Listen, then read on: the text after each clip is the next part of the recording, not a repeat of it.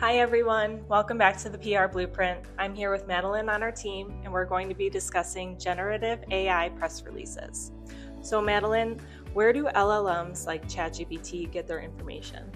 Yeah, so I think it's important to first understand how LLMs craft an answer. They do not quote a homepage or a blog directly. It crawls the web and it looks for patterns and repeated mentions of a brand, a product, or a topic. It also looks for trust signals, that tells them, okay, this is a credible source of information, this is authoritative, and then it takes all of that information that it essentially gathered during its training period to craft an answer or synthesize an answer. And you may have noticed when you put a prompt into ChatGPT or into like Google, when it gives it its answer, it includes citations, links to the sources that it used to pull information from. Macrack does a report called the Generative Pulse that they do every few months where they analyze over 1 million citations. And according to that report, 94% of citations are from non-paid media. So we're talking earned media, journalistic, corporate blogs, social media, for example. Can a press release influence AI-generated answers? Yes. So according to that Macrack report, 6% of citations are from press releases. And we're seeing our own clients' press releases show up in or being used as source material in AI answers.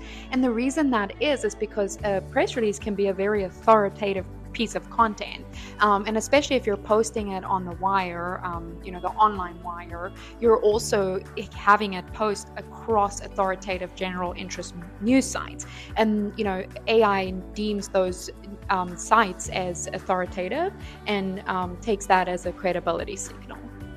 So what is a Gen AI release?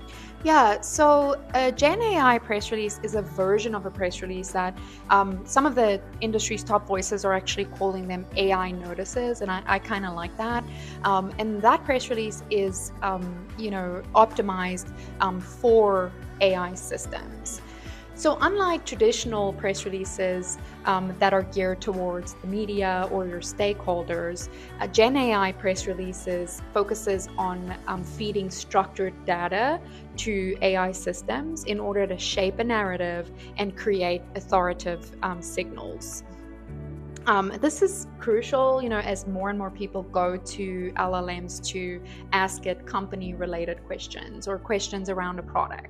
And if you're not, actively shaping that narrative, you run the risk of it pulling misinformation or just simply it pulling from outdated information. And what should an AI-focused press release include, and how do you optimize it for LLMs? You're going to want to make sure to include structured characteristics. So first and foremost, you want to have a prompt aligned headline.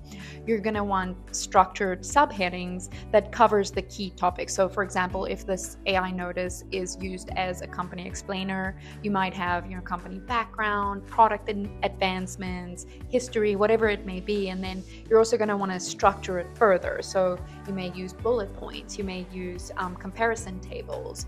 But what's really important is that any information or claims that you make, that you back that up with credible data, or for example, embedded case studies, testimonials, reports, named entities, locations, dates, things like everything that essentially will give AI the indication that this is credible information.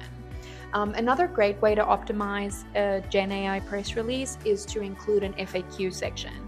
And that's where you can get really intentional with, including a certain prompt and its answers, so question, answer, and then you back it all up with schema markup.